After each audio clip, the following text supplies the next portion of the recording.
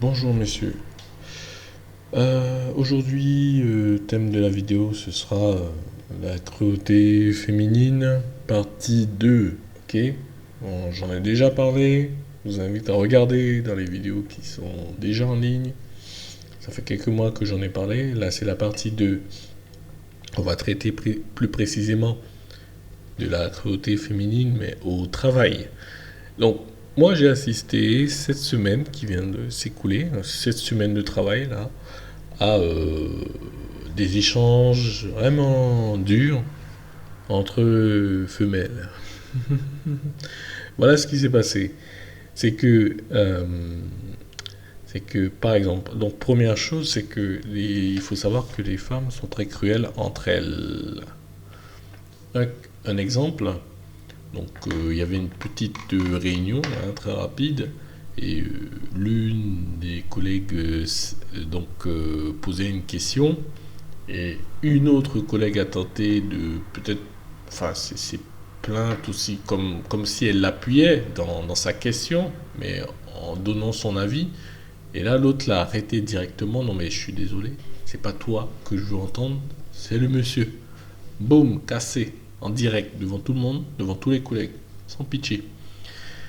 Mais ça c'est normal, elles se haïssent les femmes, c'est un truc de ouf d'une pièce à une autre, on entend des choses, quoi. Ouais, elle est comme si, elle est comme ça, elle est comme si. Mais c'est vraiment d'une pièce à l'autre, en fait. C'est dingue. C'est vraiment dingue. Un autre exemple. Le matin, tout le monde se dit bonjour. Ok. Même les mecs, on se dit bonjour entre nous, même si on n'apprécie pas telle personne, on va lui dire bonjour, on va s'arrêter là, on va pas dire bonjour, ça va, qu'est-ce que t'as fait ce week-end, voilà, bonjour, point. Ok. Mais une meuf, c'est pas ça. Il y avait cette jeune collègue là qui arrive, elle fait un bonjour un peu de loin, on aurait dit qu'elle a peur. Et là, il y avait deux femmes, moi j'étais avec mes deux collègues qui ont. L'une vient d'avoir 40 ans et l'autre 45, 47 ans, quelque chose comme ça. Et il n'y en a pas une qui lui a répondu. Il n'y en a pas une qui lui a répondu. Là, moi, je me suis dit, oula, c'est chaud. On vient, on te dit bonjour, mais c'est vrai que l'autre n'est pas venu leur dire bonjour nominativement. Bonjour un tel, ça va, bonjour, comme ça, mais un peu de loin, donc elle a un peu peur, tu vois. Et donc c'est vraiment ça qui se passe. C'est vraiment, on a ce qu'on a, cette sorte de mini guéguerre là entre elles là, et c'est très cruel hein, parce que ce qui fait plus mal que qu'un coup, c'est vraiment un coup psychologique. Et le coup psychologique, l'effet, il est dévastateur sur l'estime de soi, sur tout ce que vous voulez. Donc ça, c'est la cruauté entre elles. Par exemple, je te hais, je te déteste, je t'écoute parler, je te réponds, mais une fois que tu t'éloignes, oh mais quel ceci, quel. Ou alors, qu'est-ce que j'entendais encore? Des histoires de, de chiottes, c'est qui l'autre qui m'a fait ci, c'est qui a fait ça, c'est qui se lave pas les mains, patati patata. J'ai entendu des tas d'histoires et ce qui me fait comprendre que entre les femmes, il y a la sororité elle n'existe pas. Hein. La sororité, la fraternité, ça existe, mais la sororité, non. Et j'ai eu une copine, donc c'est plutôt une ex avec qui je discute beaucoup sur le thème du féminisme. Et je l'ai répilé, enfin je l'ai fait savoir que j'étais un mec Tao, donc un homme qui trace son propre chemin, ça elle l'a pas apprécié. Et je lui ai dit, mais vous les femmes, entre vous, vous êtes vraiment cruelles, comment ça se fait? Et elle me dit oui, mais c'est normal, c'est la compétition qui veut ça. Ouais, non, non, non, moi je pense que c'est vraiment la nature féminine qui veut que les femmes se pulvérisent entre elles, quoi. Elles aiment pas trop lorsqu'il y a telle autre femelle qui s'approche de leur mâle favori, par exemple, même si c'est pas quelqu'un avec qui elles couchent, mais vous voyez, elles veulent garder comme ça une sorte de précaré, ok? Autre chose avec la cruauté féminine, bon, c'est lorsqu'elle s'exerce sur les hommes. Alors là, ça peut être beaucoup plus violent. Ouais. Là, ça peut être beaucoup plus violent. Par exemple, il y a le cas des dead bedrooms, hein. Donc ça, c'est vraiment la plus grosse cruauté qui soit. Donc c'est lorsqu'on vous refuse du sexe. Alors là, ça c'est chaud. Mais ça, c'est pas des choses que vivent les couples récents. Ce sont des choses que vivent les gens qui sont mariés, par exemple, qui sont en couple depuis je sais pas combien d'années.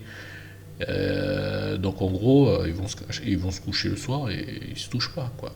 Ils se dégoûtent mutuellement. Moi, j'ai un pote qui a 7 ans de couple au jour d'aujourd'hui. Et il me disait bien, hein, sa copine lui fait plus à manger. Et donc elle fait plus la cuisine. Elle lui donne plus de sexe parce que de toutes les façons, lui, il est plus trop intéressé, plus autant intéressé qu'avant. Et il va voir les putes. Pardon, il va voir les prostituées. Désolé YouTube. Et donc c'est vraiment ça qu'il y a maintenant, c'est le dead bedroom, c'est quelque chose que beaucoup de gens vivent. Donc, vous avez plein d'exemples, si vous tapez ça, dead bedroom sur YouTube, vous verrez des histoires. Les gens qui sont en couple et qui n'ont pas de sexe pendant plusieurs mois, c'est pas possible, quoi. Moi, je pourrais pas. Ensuite, il y a aussi l'autre côté, ben, vous la connaissez, c'est par rapport à la garde des enfants, c'est par rapport à l'éducation des enfants. Euh, le fait que, par exemple, vous ayez la garde et que l'autre estime que l'enfant lui appartient plus qu'à vous, mais pourtant vous avez bien la garde. Moi, j'entendais une de mes collègues en parler.